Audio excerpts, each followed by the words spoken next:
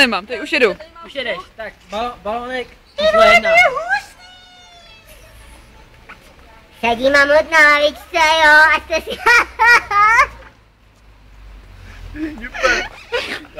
Jirku, ty jsi to nevdech. Musíš pořádně vyfouknout.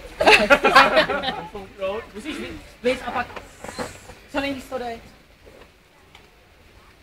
Tak Matěj, předveď se. Já jsem si medech. Jo, nevím, asi jo. Já tak mluvím normálně. Trošku tam máš, ale trošku tam máš. Kombuča. Vůbec neměň hlas. Taky? Ne, že jsem si není velký. Alo.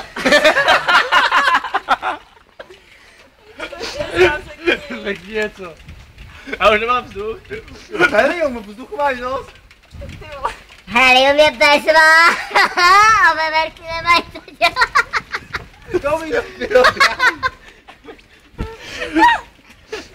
Jak to bylo? Helium je bez vlá. Ale je hajzl. Vždycky nemají co dělat.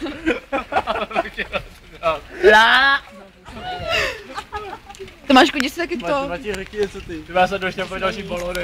Bohně. Helium je bezva a láma je hajzl. Když se u toho umí cítit, nebyl.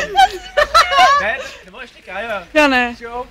Ale až po denče. Ne, ať si nedám takového. Ne. Ten, co si dá. Proč A ne? doma. Ne, tady. Ne, až doma. Jednou tady. Pojď to se vidět, dělá pitomce, všichni ostatní můžou, ale ona ne.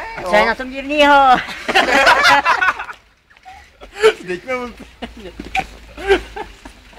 Ještě jednou dá, ještě jednou. Tak co teď mám říct? No, je to hajzli. No, je to v hajzlu. Ne, Jo.